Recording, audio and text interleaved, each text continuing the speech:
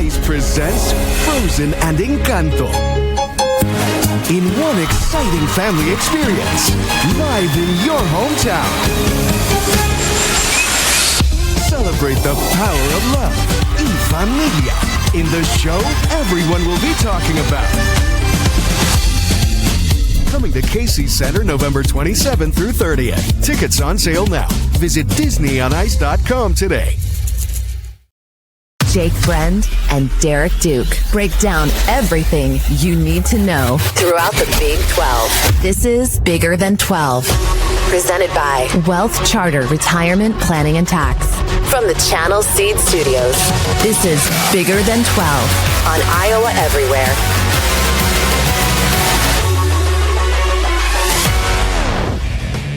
What is up? Welcome to Bigger Than 12 here in the Channel Seed Studios. It is Sunday, September 28th. A solid day in the conference. I don't think it was quite as eventful as last Saturday, but we've still got a lot to talk about here in the Channel Seed Studios. Bigger Than 12 is presented by WealthCharter Retirement Planning and Tax. I had a meeting with Tim Hawkins last week. How'd that go? It was really good. He's a great guy. We're in the first steps of setting up my financial freedom for the future, so I'm looking forward to working with him and his team over at WealthCharter. So easy to set up a meeting. Had some good coffee. Talked finances for a half hour. Talked football for a half hour. It's exactly what you like in a meeting like that. You should go and give Tim Hawkins a call if you're looking for a place to invest and have your financial portfolio. You can schedule that appointment at wealthcharterretirement.com. A good day coming up here on Bigger Than 12. ASU is back. Cincinnati might be the sleeper in the conference going on the road at KU. Iowa State dominates after the line just continued to tilt towards Arizona. BYU makes a comeback. K-State pulls off their first FBS win of the year. Can you believe it? All right. Houston survives. Baylor and Utah both bounce back. We'll have our random Big 12 quarterback, our top 5 power ratings, Iowa trivia, an update on Big 12 Survivor, and we'll pick a few games. It is a loaded show. Thank you for all who join us here. Let's start with Arizona State beating TCU. And Duke, I thought this is a pretty simple topic. Was this a better win for Arizona State or a worse loss for TCU on Friday night? It's a pretty tough question, but I'm going to go it's a worse loss for TCU. You go up 17-0 in that game, and then it really kind of all fell apart. The defense gave up back-to-back scores before the half ended, and then all of a sudden you look up, it's a 3-point game, and Josh Hoover started the third quarter with a really costly interception at the goal line that could have put TCU up by 2 scores. And then the defense, I felt like, finally broke in the fourth quarter. TCU, and again, they had a chance to win that game in the fourth quarter when it was tied with, less than 2 minutes left. But Hoover turns the ball over deep in their own territory with a fumble. Arizona State goes up by 3. And once again, TCU has another chance to tie the game or possibly win it. Josh Hoover throws an interception. TCU had chance after chance in that game, and they just couldn't get out of their own way. There's no other way to say it, but TCU blew this game 100%. I'm with you, and I was watching this game in the RV Village, and everyone at Williams Camper was like, oh, I'm on ASU. And before the game, I said, I think I like TCU to go win this game. And I looked like a genius, and when it was 17-7, after Arizona State scored, Williams' buddy Coop is like, all right, it's just time to hammer TCU, right? And I'm like, it just feels like they're going to blow this game. I don't know what it was. Even though they were up 17-0, it didn't feel like they were outplaying Arizona State. And I don't know how to quantify that. And that's why I think it's a worse loss for TCU. And that leads me into my Freedom Tire Who Needs a Fix locations in Ankeny, Ames, Altoona, Des Moines, West Des Moines, and Urbandale. A lot of A's. And here's the thing with Freedom Tire. If you need all new tires, they'll do that. They'll rotate your tires. If you need like something super expensive and your engine replaced, they'll do that. But also, if you just need a tweak, like if you just need your tires patched up, if you need just a small rotation, they can do that as well. And that's why it's TCU for me. They don't need an overhaul. They don't need to go spend $4,000 at Freedom Tire, but they need to make a trip because they just didn't look right. They didn't look like the Big 12 title contender that I saw. They certainly still are. One game out in Tempe does not change that for me. But Josh Hoover didn't look like himself. I don't know if that was the injury to Eric McAllister, who was pretty limited in the game. The lack of the rushing game, I think, really hurt them down the stretch.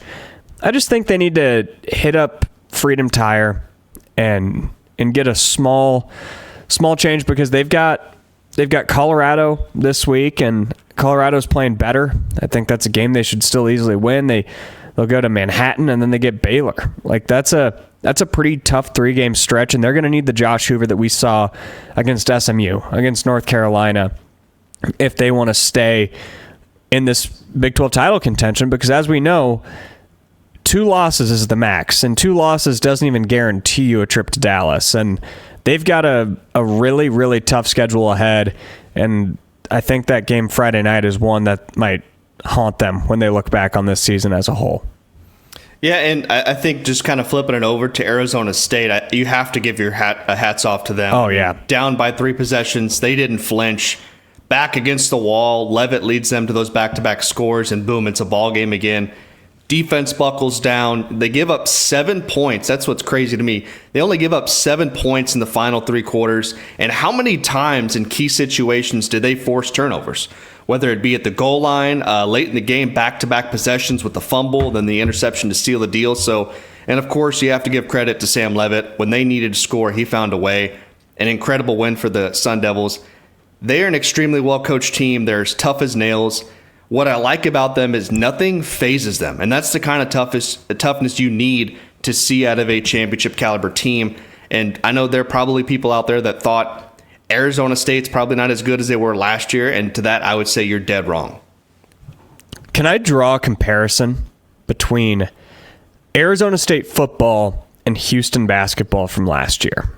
I'm not saying national championship worthy, but no. If we think back to how Houston basketball started the year last year, they had those 3 losses.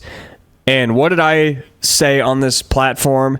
I said, I know Houston's great. I trust Kelvin Sampson, but they're just not the same in close games without Jamal Shedd. What would you have said about Arizona State coming into this year? 18 starters back. I think they're still really good, but what about when they need that one play from Cam Skadaboo and he's not there?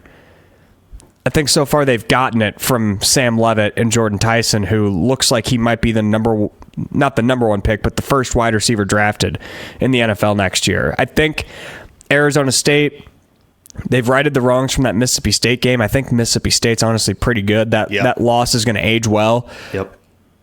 They just are a team that makes it happen in the clutch. No Skadaboo, and they still do it. And that's why I'm really high on Arizona State still, despite that loss in non-conference play, to go on the road at Baylor, to come from 17 down against TCU. The Sun Devils are back, and they are complete Big 12 title contenders, and they should not be overlooked by anybody. 100% agree on that. Arizona State is still right there in the race.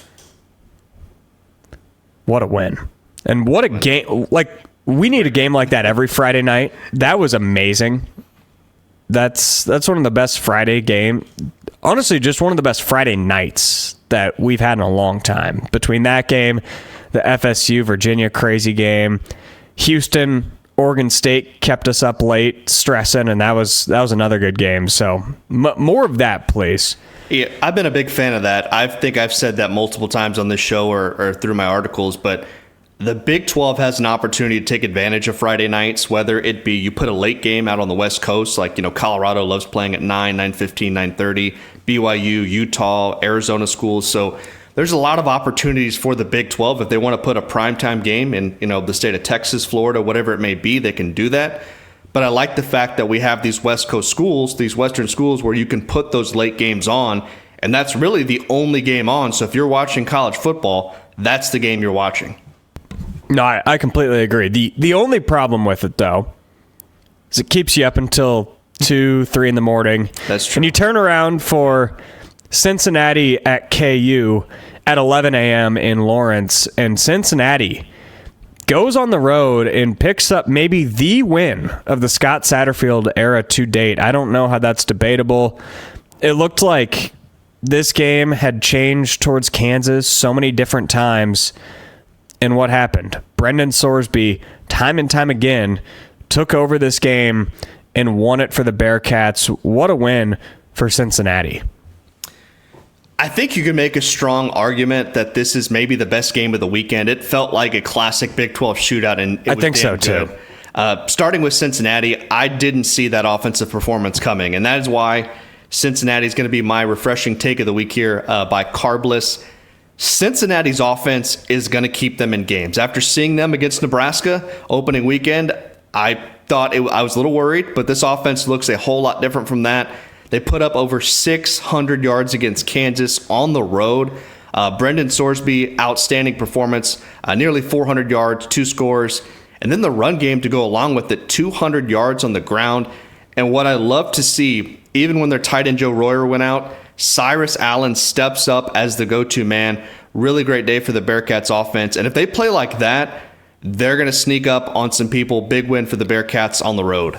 Yeah, and they did this, I'd argue, without 2 of their 3 best players, with Royer leaving the game, and Dante Corleone didn't play on the other side. And trust me, the Cincinnati defense did not win this game. The offense won it, and I think it's got a little bit to say about KU's defense. I think we've got enough of a sample size that, yes, their offense is super prolific, and they're terrifying when they've got the ball, but their defense isn't threatening. But I'm not using that to take away from anything that Cincinnati accomplished. I'm probably, of any college football, any Big 12 media person, I'm probably the lowest on Scott Satterfield of anybody, and I didn't think they were going to win the game when they got the ball back. I didn't think they were ever going to win this game, even when they were up 2013, even when they were up 17-10 in the first half. They'll find a way to blow it. And they get the ball back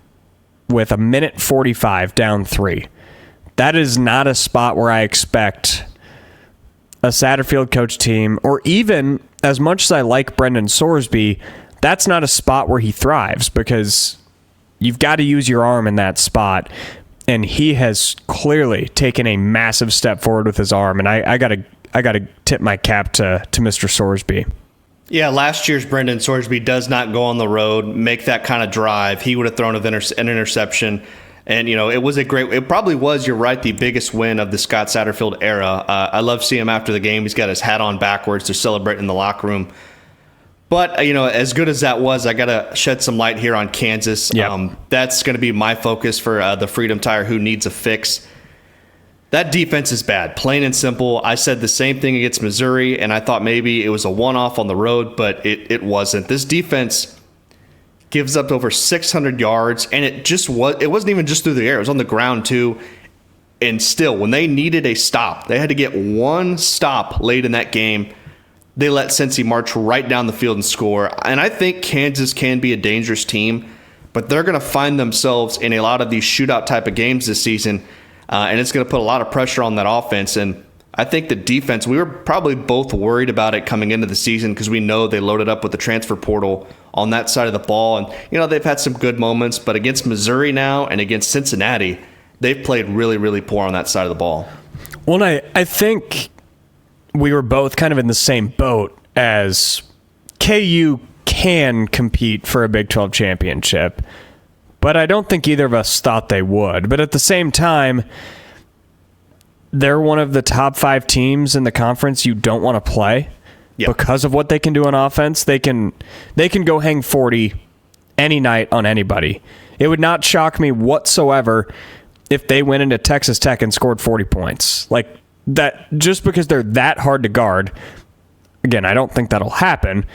But even if they did score 40 on Texas Tech, I'd ask, well, how many did Texas Tech score? Because Texas Tech's offense is pretty dang good too. So they're they're in trouble if the goal is a Big 12 championship, but it's not all done yet. I still think this KU team is probably an 8-4 team, which is probably where we both would have tabbed them coming into the year.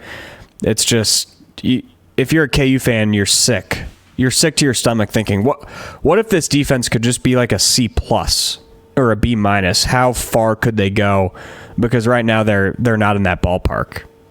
Reminds me a little bit of another team we're going to talk about later in the show, Baylor. Baylor's kind of in that same boat where they don't play great defense, but it's not really an offense you want to face at all. Unfortunately, we don't get KU against Baylor this year. That would be a vintage mid-2010s Big 12 matchup. Hit the over-under in the 90s probably. Yeah. We'll move on to Iowa State here in a second, but we've got a couple new contests that we are going to promote here with the Iowa Event Center. You can head to iowaeverywhere.com for our giveaway for the Brandon Lake King of Hearts Tour. It's coming to Des Moines on October 9th at the Casey Center. You can enter to win a pair of tickets. The contest runs through Sunday, October 5th. That is a week from today, and we'll announce the winners live on Two Guys on Monday, October 6th. Brandon Lake is one of my favorite Christian artists. And then Disney on Ice returns to Des Moines from November 27th to 30th with 9 shows. That's a lot of shows at the Casey Center. Enter to win a 4-pack to see the magical adventure featuring Frozen and Encanto. Contest runs through Thursday, October 9th. We will pick 10 winners. 10 winners. And that'll be live on Two Guys on Monday, October 13th. Again, you can enter at iowaeverywhere.com. Duke, I'll see you on November 27th for Disney on Ice at the Casey Center. There's not a chance in hell. Not a chance in hell. You couldn't pay me to go. All right. Well, the Iowa State Cyclones, I cracked a Red Bull before the show. They kept me up until 3 a.m. working last night. Jeez. But it's fun working until 3 a.m. when it's a win. Yeah. When it's a dominant win in a game that pretty much, I'd say the vast majority thought Arizona was going to keep it close and maybe even win. The line in this game opened at, I think, 8 is what we picked it at last week on the show. It moved all the way down to 3.5 by kickoff. It was bizarre. And it reminded me a little bit of the West Virginia game last year, where I think Iowa State opened up as a favorite in that game and closed as an underdog. And just from the jump, you could tell that they were physically superior. That's what I saw yesterday down on the field. Iowa State just smoked Arizona. I think outside of the South Dakota game, that was probably the most complete game the Cyclones have played this season. The offense was consistent and firing on all cylinders. And when you look at the box score, it's not going to show the game Rocco Beck truly had, in my opinion. Outside of that bad decision late in the game in the red zone, I thought he played about as well as you could ask for. Super efficient, made some really tough throws, ended up with 3 rushing touchdowns. And when they needed that one damn yard, he got it every single time. Carson Hansen played well. But I think that was in large part to the offensive line, got a really nice push up front. But what I kind of talked about going in before the game was I wanted to see someone step up at receiver, and I thought Chase Sowell did that and then some. Had just 4 catches on the day, but for 146 yards, came up with some massive plays. And shout out to Taylor Mauser. Jake, you kind of tweeted this out too. I think he called a great game. From the swinging gate, I want to make sure I say that right. The tight end throw by Bramer, I thought he was on one on Saturday with the play call. So really, really impressed with the way the offense played. And defensively, I thought they were sound. They forced a couple turnovers, really able to get Fafita out of sync. And when you look at the pass, that's what stood out to me. The pass yards, or average passing yards per throw, 5.3 yards. I thought the pressure of Iowa State was able to get big up front. They were the more physical team up front on both sides of the ball. So really great Saturday night in Ames. And I do worry about the injuries. That's one thing we're probably going to mention at some point. Gosh. It felt like every player on the defense went down at some point, and it sucks losing Cooper for the rest of the year. But Iowa State's got to quickly rest up because Cincinnati is looming, and we just saw what they did to Kansas. Yeah, so I'll add a little insight to what you already said. I think you can just burn the box score from this game. Yeah. This game was over at halftime. It was over after they scored the first touchdown of the third quarter. And everything after that was just get out of there. And unfortunately, that's not what happened. Dom Orange went down twice. Didn't come back in after the second injury. Jontez Williams got hurt with like 2 minutes left in the game. I don't even know why he was playing. Rocco Becht went to the medical tent. He did return. Just a weird game injury-wise, and it wasn't fun to be in the stadium for it, but it sounds like those three guys will be good. I think Orange was it was more of a frustration thing that he got dinged up. Williams had been dealing with the ankle that he got rolled up on at Arkansas State. He could have returned to that game when that happened. I think this one was kind of in the same realm as just if this happened in the first quarter, he probably goes back in. So I don't think there's long-term concern, but you know how it feels to roll your ankle or to get a stinger, how it feels the next day. So you definitely hope those guys can continue to rest up before Cincinnati. As far as Iowa State's performance goes in the first half, I was super impressed. Just gaping holes left and right against that Arizona defense. And the way that I take away from the game is more so they had to just get through those first 4 weeks. Just get through those first 4 weeks, 4-0, get to the bye week, and you can kind of throw away how they won all of those games. What they looked like last night looked like the team that I expected, the team that I picked to win the Big 12 after they beat K-State, the team that I've had ranked in the top 10 at points this season. If they're getting that version of Chase Sewell, I don't see any reason why Iowa State shouldn't be thought of as one of the two best teams in the conference. Sewell was incredible. He looked like, I'm not going to say an NFL receiver, but he looks like what Jaden Higgins started to look like when he was breaking out after his kind of slow adjustment to Iowa State.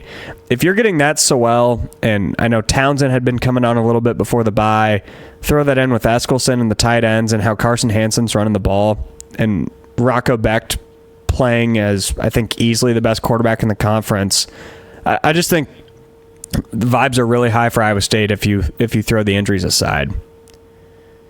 Yeah, and they're going to definitely need to get healthy. But speaking of that receiver room, that was like the one thing I was waiting on kind of all year long up to this point, and Sewell answered those questions for me, so I feel a lot better about the offense moving forward. And you're right. Rocco kind of reminds me a little bit of Sam Leavitt sometimes, because it's never going to always be the prettiest box score, but he just finds a way to make play after play in these key moments to win games. So, and in a close game, you want a guy like Rocco Becht. You want a guy like Sam Leavitt to lead your offense. So I feel really, really good about where the Cyclones are in the Big 12 right now. How about Arizona? I left, obviously more down on them than I did coming into the game. That's going to happen when you lose by 25. I don't think they're as bad as last year. I'm certainly not penciling them in as like an 8-4 type team though. I left thinking that they had some good athletes on both sides of the ball, but they still look like they're kind of in, honestly, year one of a rebuild. I think you have to throw everything out that happened last year. I think this is a program that's slowly on the rise, but it's probably not going to get there this season. They're better than what they were last year. 100%. This game's probably not the best example of that, but they are better than what they were last year, and that's all you can ask for, to see some improvement. Are they going to win 8 games this year? Probably not. I would be surprised if they probably won 6 or 7 games. I think that's going to be more of their range this season. Getting back to a bowl game for Arizona should probably be the standard for this season at least. We'll see how next year goes, but they're better than what they were last season. They're at least a respectable team now than compared to last year. I just can't believe how short Noah Fafita is. I know that's been a discussion. It's jarring in person. I truly don't know how he can see over his offensive line. It honestly makes it impressive how solid of a quarterback that he's been through 3 seasons. And that goes back to John Haycock and the game plan that he had, where he didn't really allow Fafita to get out of the pocket too much. And I think that's a massive reason why Arizona's offense vastly struggled at Jack Trice Stadium on Saturday night. Well, you could say the same thing. I remember seeing Kyler Murray in person for the first time. I thought he was one of the shortest quarterbacks I'd ever seen, but ended up maybe being the best Big 12 quarterback I've also ever seen, too, at the same time. So I don't put too much stock into it unless you are maybe throwing the ball a ton, but short, I don't like the excuse of being short all the time. I think short guys can get it done just as well. Yeah, I'm not using it as an excuse. I think when you've got a defensive coordinator as smart as John Haycock, and he's able to find ways to keep him in the pocket, at that point, it's an excuse, because if he can't get outside the pocket, it's going to be really hard for him to see downfield. And he doesn't have the wheels of Kyler either. No. And to be fair, Noah Fafita was also running for his life last season all year long. He had no choice but to go back last year. Exactly. BYU goes on the road and comes from behind to beat Colorado. This game was a thriller late at night. BYU goes down 14-0 to start the game, and they come from behind and win 24-21. Colorado's offense did pretty much nothing in the fourth quarter. 2 3-and-outs and an interception. And this leads me into my carbless refreshing take, preferably a cranberry. That's my favorite type of carbless. You can get it at any of your local gas stations, grocery stores, liquor stores. It is the fastest rising premium handcrafted canned cocktail. Carbless is the good stuff, and it's refreshing. And what I saw from BYU Saturday night was refreshing as well. Not to the eyes, it wasn't pretty.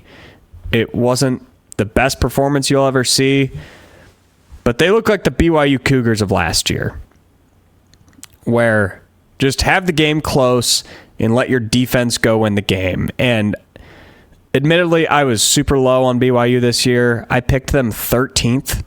13th. That's stupid looking back in the conference, because I guess I thought, well, if they don't have Jake Retzloff and they don't have a plan B or they don't have a plan C for their quarterback, what's it going to look like? And frankly, maybe Retzloff was a little overrated, and maybe this Bear Bachmeier is just good enough. And I think BYU is pretty dang similar to the type of team that they were last year, where they're just going to ugly games up, and they're going to be really hard to move the ball on when it matters most late in the game. And I think we saw that Saturday night, and BYU is a team that I would not want to play, whether it's in your home stadium or certainly out in Provo. This game reminded me a lot of the Arizona State TCU game. BYU goes down 14-0 early, and I was worried for the Cougars, but then they woke up and played their brand of football. They went on to outscore Colorado 24-7 after going down by 2 scores. And Bear Bachmeier, despite that awful jersey number, led the way, efficient throwing the football, even led the team in rushing as well.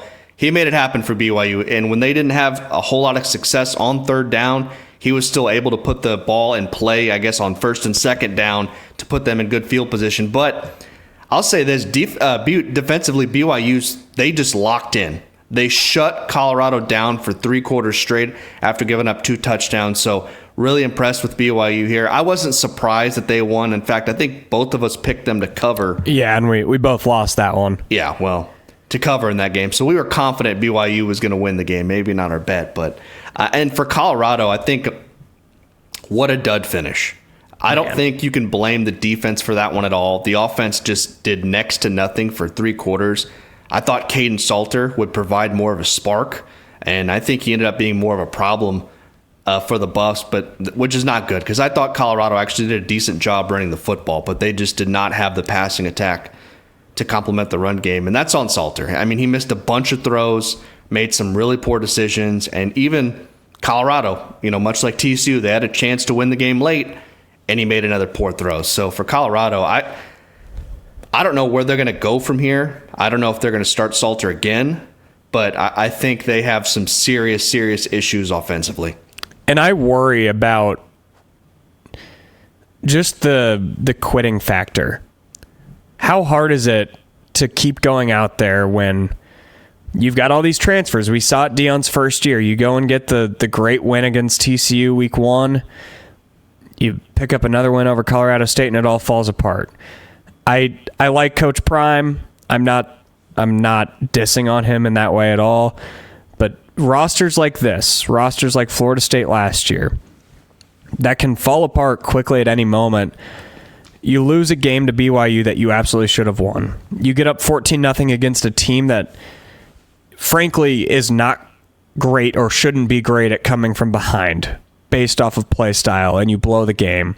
Now you go to Fort Worth next week against a desperate TCU team. You host the Cyclones the week after that. I think Iowa State's going to have a clear advantage up front in that game. And then you have to go to Salt Lake City and play Utah.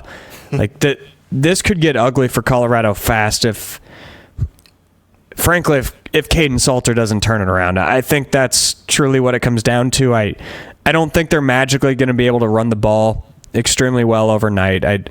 Even though I thought they ran the ball yesterday better than they have, I don't think their defense is going to turn into the 85 Bears overnight either. It's going to come down to Caden Salter being one of the top transfer quarterbacks in the country, and I haven't seen it yet, and I don't think we're going to see it either.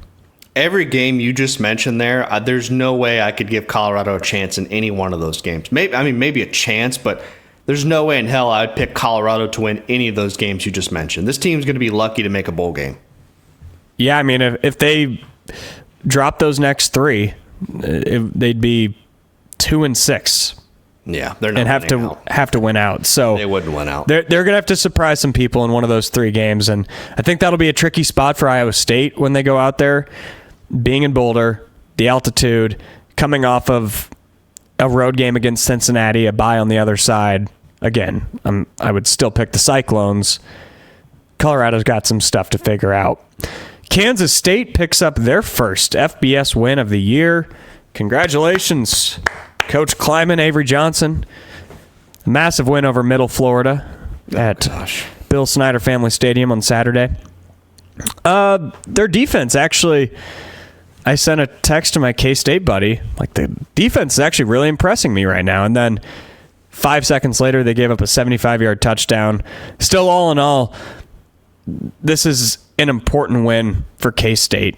Not that Central Florida is some world-beating opponent, but they needed to see one go through the hoop. They just needed to get back in the win column. I would imagine the vibes are feeling pretty good for them. And Avery Johnson, after what I thought was a pretty rough first quarter, I thought he played really well the last 3 quarters of the game. You just love taking jabs at UCF fans, don't you? Excuse me? Well, you're not going to acknowledge them as that? Acknowledge who is what? Yeah, okay. I did a Twitter space with, an X space with a couple guys from UCF on Thursday or Wednesday, I think it was. It was pretty nice. Those are nice guys, but not gonna listen. I'm kidding. It's about damn time Kansas State impressed me, because up to this point they haven't, but they did against UCF. They won this game simply on the ground. Dylan Edwards brought some life to the offense. 166 yards and a score. Even Avery Johnson had a pretty clean game. He didn't make those bad mistakes. Maybe played his best game as a passer, honestly. And I admit, I was worried in the first quarter.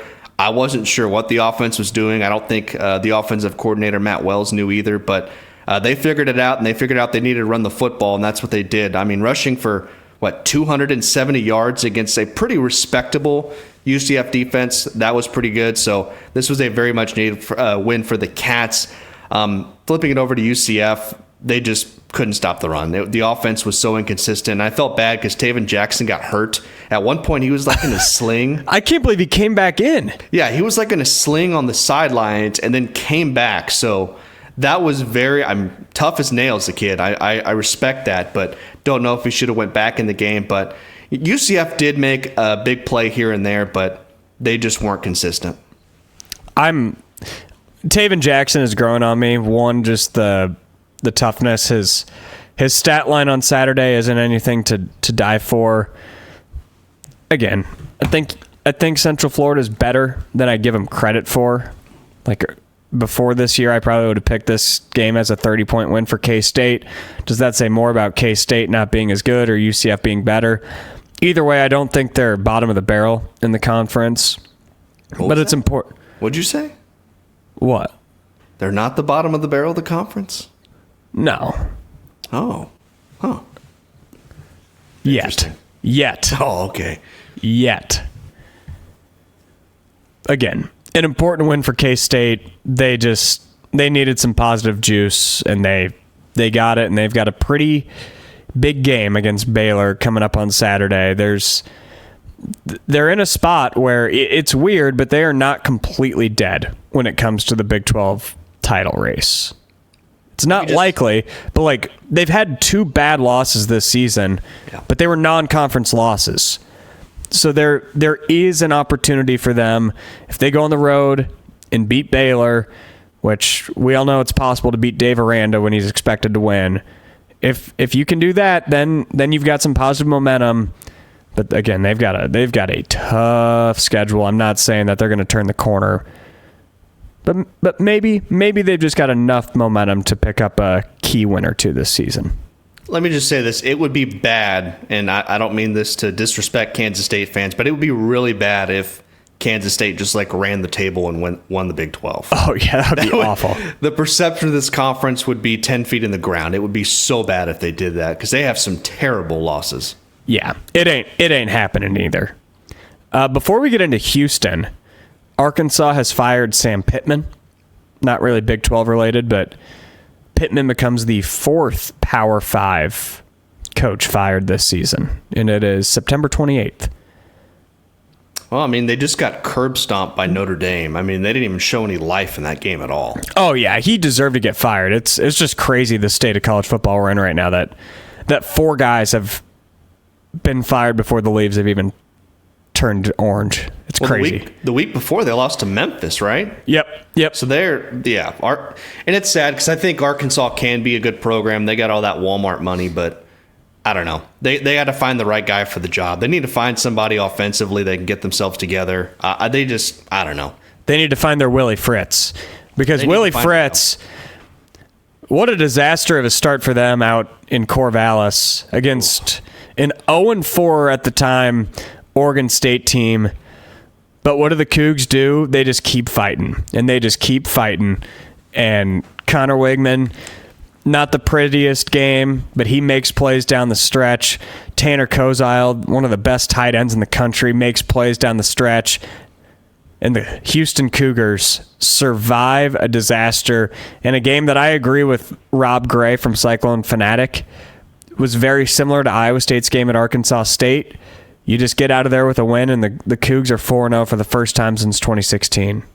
This was a game for the sickos like us, staying up till 1:30 in the morning. And for those who stayed up to watch this game, you're my kind of people. And despite being a 2-touchdown favorite on the road against an 0-4 Oregon State team, I mean, Houston was down by 24-10 in the fourth quarter.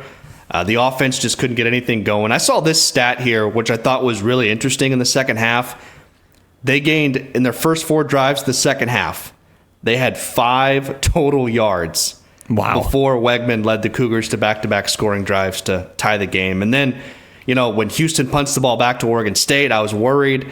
Defense gave up a big play, but then they blocked the field goal to send the game in an overtime. That was crazy. And then Houston's defense gets another big stop there in the overtime, and then Ethan Sanchez gives the game-winning kick. So really great win for the Cougs. Not the prettiest of wins, but you're right. You just get the hell out of there with the victory. I tried to go watch the game back, but the tape is already burnt. So good on Willie Fritz to just burn the tape, move on, and get fully into Big 12 play. They're already 1-0 in the conference after beating Colorado a few weeks back. They've got a massive one on Saturday against Texas Tech, and this is the spot where I'm so excited to see where Houston fits. Because do I think they're a great team? No. Do I think they're a bowl team? Absolutely. Are they the type of team? Are they the 2017 Iowa State? Are they the Kansas from last year that can just jump up and play spoiler? Can they knock off one of these top teams and be a shocker to college football? I think they've got the potential to do it. Do I think it'll happen? I guess you'll just have to find out in our Big 12 picks segment. And we won't spend a ton of time on these next 2 games. Utah goes on the road and just manhandles West Virginia without Nico Marchiol. Bloodbath. And then Baylor found themselves in, I'm not going to call it a dogfight with Oklahoma State, but this game was closer than a lot of people expected, especially in the third quarter. Still, Baylor pulls away and beats Oklahoma State. But the Pokes played with a little bit of life after the firing of Mike Gundy. Yeah, they put up more of a fight than I thought they would, but in the end, Baylor's offense just kind of did whatever they wanted to. Another team, we're going to talk about multiple teams here, putting up over 600 yards of offense. And Sawyer Robinson, did you see his stat line? Insane. Almost 400 yards, 4 touchdowns. Baylor even runs for 200 on the ground. So Oklahoma State had no chance. He ran for a touchdown as well. So 5 total. 5 total. Yes, that is correct. And speaking of 5 total, Devin Dampier from Utah had 5 total touchdowns. Good day to have him on my fantasy team, even though I lost. And West Virginia, West Virginia, I think, at least Oklahoma State put up somewhat of a fight in that game to make it interesting, where West Virginia just simply did not. They are probably the hardest team to watch in the Big 12 right now. It's honestly at the point where you kind of hope West Virginia keeps losing and Pitt keeps winning. Oh. So it looks just better. Like Pitt wins the ACC. Look what our last place Big 12 team did to your 8th place ACC team. Yeah, and we can talk like we're in the Southeastern Conference. Yeah. Those freaking idiots. No, it was just a bloodbath in Morgantown. You're right. Utah just dominated the game on the ground and never looked back. So 2 big offensive performances by Baylor and Utah in those games. Now we bring in esteemed producer Aiden Wyatt. Some might say award-winning with a random Big 12 quarterback. I would not. All right, this week's Big 12 quarterback spent 6 seasons in college football, hint, where he went from the MAC to the Big 12 to the Sun Belt. In 2021, he was second in the Big 12 in passing yards, only behind a legendary quarterback. Oh, man. So a MAC quarterback from a MAC school to a Big 12 school and then to a Sun Belt school. Is that correct? Yep. And was 21 his final year in the Big 12? Yes. Okay. Gosh.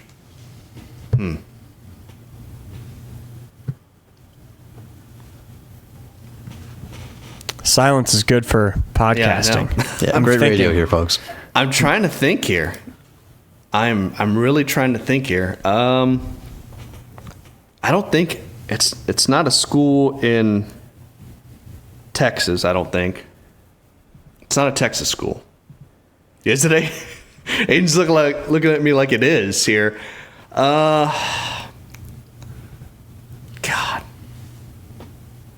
it's got to be maybe a West Virginia quarterback or something. Because 21, you have that's pre-realignment was it year. Jarrett Doege? Yes. Okay. Jarrett Doege. Yep. Yeah. That was a teamwork job. Yes, Team that W. Was teamwork. Because I'm there's no school that I could think of, but I was like, West Virginia had some weird years there. Those were some bad West Virginia teams. Where did Doege end up? I don't even remember where he ended up in the. I think it was Troy. Troy, right? Yep. Was it Troy? Okay. Yep. Which is funny because that's where Neil Brown actually came from, was Troy. Time is a flat circle. Yeah. Good work. That was a good one. Take that, Aiden.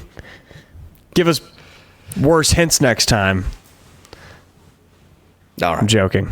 I think Aiden just ended the stream because he's mad at us. Pissed off. We'll be nice next time. All right.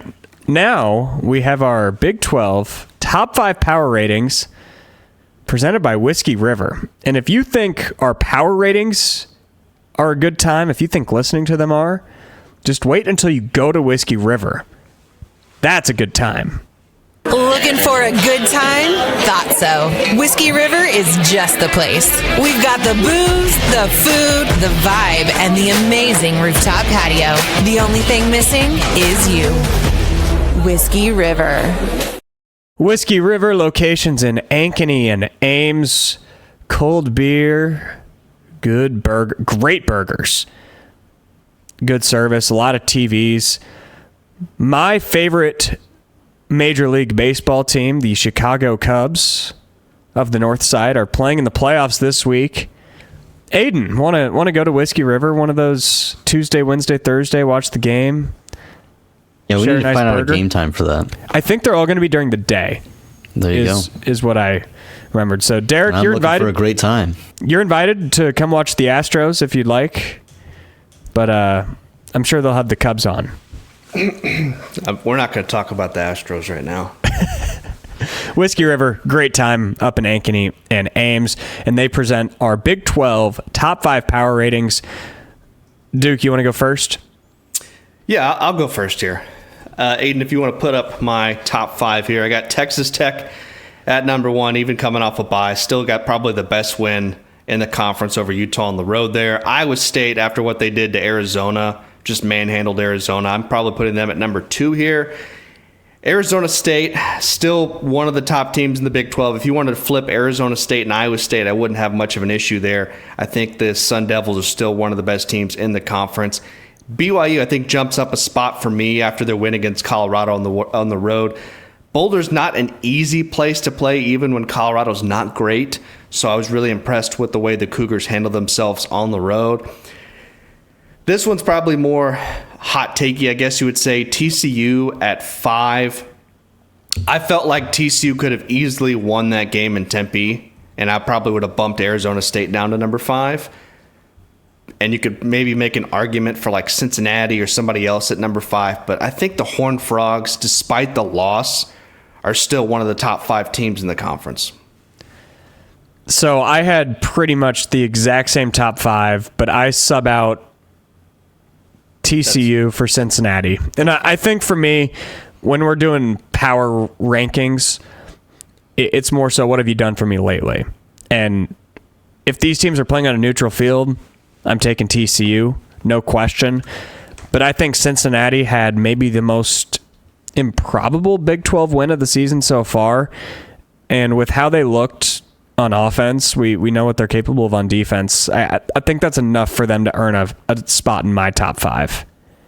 That's fair. I don't have an issue with that. Like I said, I could probably put Cincinnati at number 5 for me, and I wouldn't think twice about it. So I think TCU is still one of the best 5 teams in the conference. Yeah. I think when we do this next week, there's a pretty good shot that Texas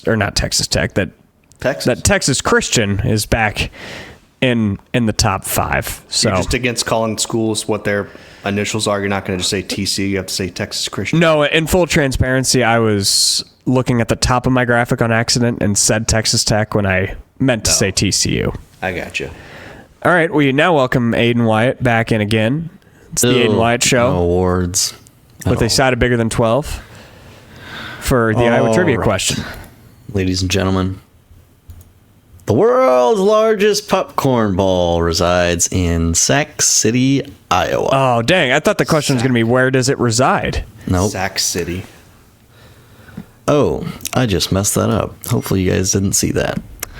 I used a bad picture for the question. How much does it weigh? I didn't see Within 100 pounds. I don't even have a guess. I don't even know. I'm trying to think what is actually in a popcorn ball. What do you think, popcorn? man? I know it's popcorn, but what's holding it together? Enough of these dumb questions. That's actually a great question. I have no idea. I don't know. I really don't know. I don't be like, you know what? I really want a freaking popcorn, but in a ball. That'd be a great idea. I would guess butter. I don't know. Yeah, it's kind of my guess too. Something sticky. Is it like marshmallow? Maybe, yeah, like a Rice Krispie I've had them treat. with marshmallow before. I don't know if this one specifically is marshmallow. Okay. I don't even have a guess. I'm going to go 1,200 pounds. I'll say 800 pounds. You guys are nowhere near. If you see that sign on there, I revealed the weight to you guys. Thank God you didn't see it. Where? 9,370 pounds. Wow. Why is it so heavy? I've spent my fair share of time in Sac City. What do you do in Sac City? It says it's 2,300 pounds of popcorn. So whatever's holding it together is heavy. That was a bad question. Whatever's holding it together is way heavy. So my dad grew up in Sac County, not Sac City. Sac County, Sac City. My dad grew up in Auburn, Iowa, the metropolis up there in Sac County. Did he go to Sac school? No. He went to Lakeview, Auburn. Okay. Now known as East Sac County. East Sac. Yep. All about the Not to be confused with Ball Sac City, which Ball is Sac City. That's just a part of Sac County, that's a vintage Andy Fales joke that he always shares over on Murph and Andy. Ball Sac City, all right. But yeah, believe it or not, Sac City is known for its popcorn balls. An update here on the Big 12 Survivor Pool. Sorry to you suckers that took Kansas. See ya. You're out already. That was 59 people. We had 4 take Central Florida, 2 take Arizona State, which was risky, and then 1 brave soul almost paid dividends by taking Colorado. I want to know who that was. If that was you, please message us. I'd love to know. The name in the email is Hans Mew, so I don't know if Hans Mew. Hans Mew 3.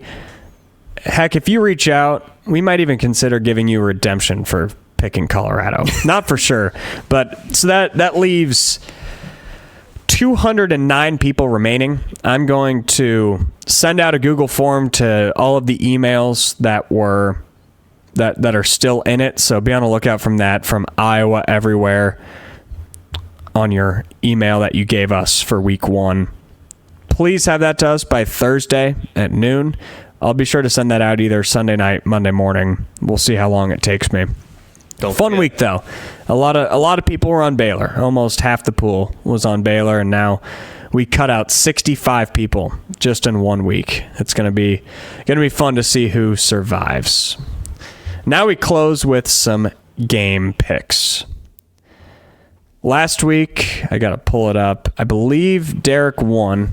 Yes, Derek did win because we were all in on the same picks except TCU at Arizona State, and of course. What was the record? I don't even know what my record was. So you went 3-2. I went 2-3. So not a great week for really either one of us. No. So I moved to 18-7 on the season, and you move up to 14-9, I believe. So we're still pretty close. Still, if you're still following us, you're still making money. Yeah, that's right. So we'll start this week with Iowa State at Cincinnati, 11 a.m. at Nippert Stadium on ESPN2. As of now, the Cyclones are only favored by 1.5. This is a tricky spot. Yeah, I'm going to take Iowa State. I think Cincinnati offensively would give me a scare, but I think Iowa State's defense is good enough to counter that. Being on the road is tricky, but I'm also confident in Iowa State's offense with Rocco Becht. Like I said earlier, when they need to play, Rocco's going to make it. Being a 1-point favorite on the road, I'm okay with that. If it was still 2.5, maybe 3, I'd still probably take Iowa State. But for the 1 point, I'm going to take the Cyclones in that one on the road. I just think they're the better team overall. Yeah, I think they're the better team, and there's also an element of when another team is so similar to you. Like, their defensive coordinator helped make Iowa State's defense the 3-3-5. They're a very similar team, and they just don't do it as well. And that's why I'm going to take the talent. I'm going to take the up and down 1 through 85 on Iowa State's roster, even though I do think this is a really, really tricky spot. I think it's easier with it being an 11 a.m. kick as opposed to a night game. So give me the Cyclones. Up next, we've got Kansas State at Baylor, also 11 a.m. on ESPN+. The Bears at home favored by 5.5. Whew.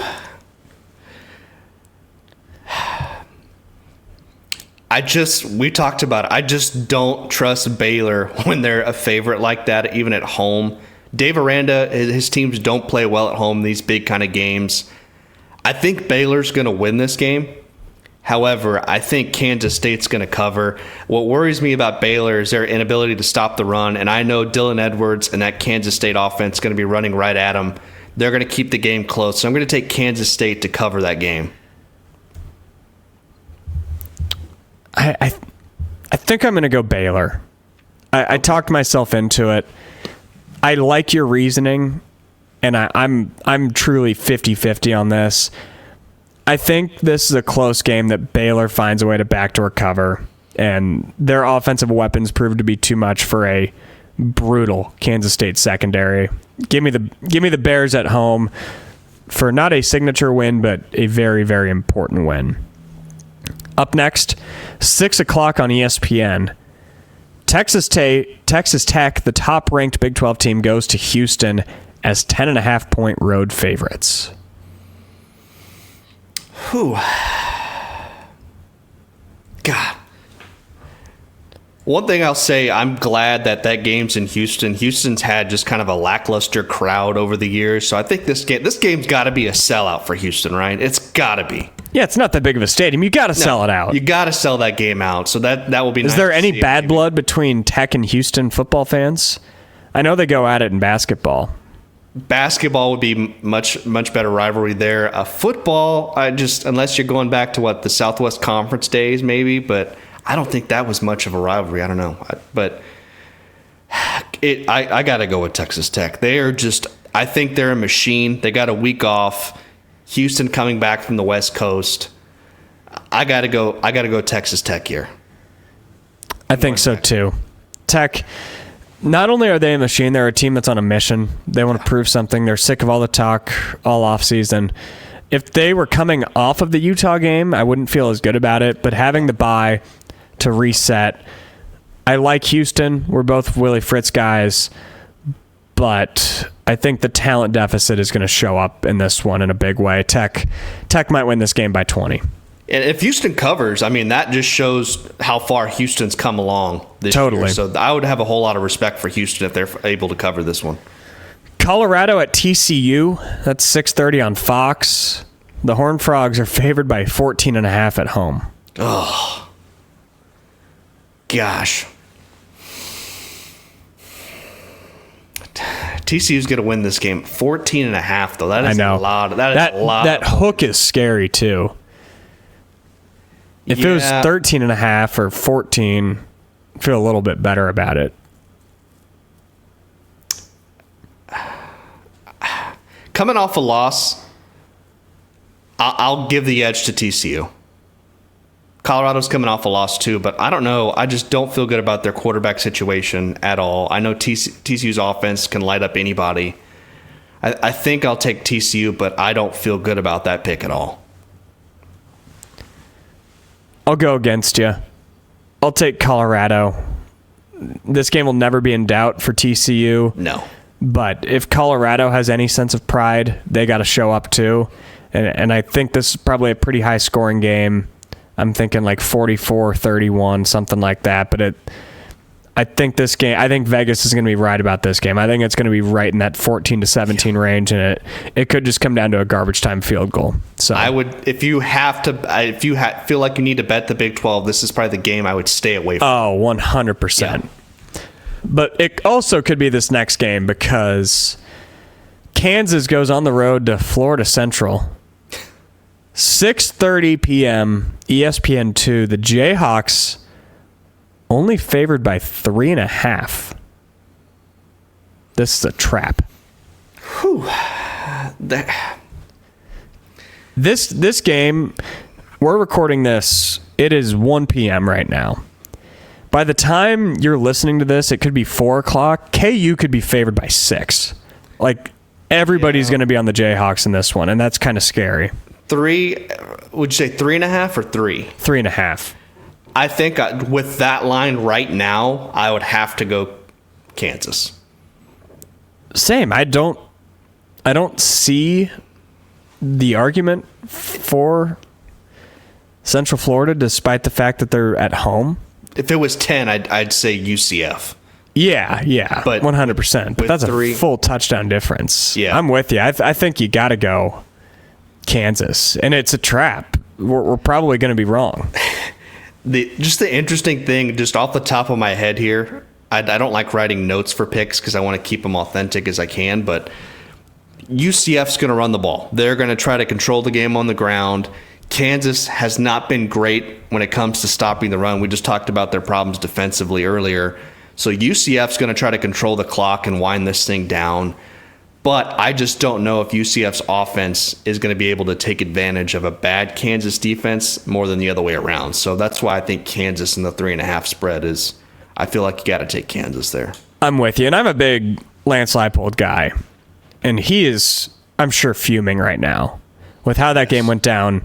They're going to go out, try and make a statement. I'm sure the bounce house will be bouncing, though. So it's a tough spot where if you get down early and that place gets on fire, the team can get rattled a little bit. The defense might give up some points, but got to take Kansas and don't look back, I think. Could you imagine that game if both of those, if Kansas would have won this past weekend and UCF would have won? Oh, man. That would have been insane. That might have been in the Big 12 game of the week. All right, well, another episode of Bigger Than 12 knocked out. We are getting towards Don't say it. not Don't the halfway point of the season. Don't say halfway. But I don't want to hear about it. we're almost to the halfway point of the Iowa State season, though, which is crazy. I know. Next week will be the halfway point of the Iowa State regular season. Felt like just yesterday we were talking about them in Ireland. I know. Let's not wish it away, though. We'll be back. Probably not the same time next week. We'll talk about that. I'm going to be driving back from Cincinnati. Oh, gosh. But we'll be back chili. next Sunday. Here on Bigger Than 12. Maybe Monday. We'll see. Just look for us here at Iowa Everywhere. Go check out all of our other great shows. Two Guys on Monday, Murph and Andy Monday, Overthinking Tuesday. All that good stuff. Thanks for tuning in to the Channel Seed Studios.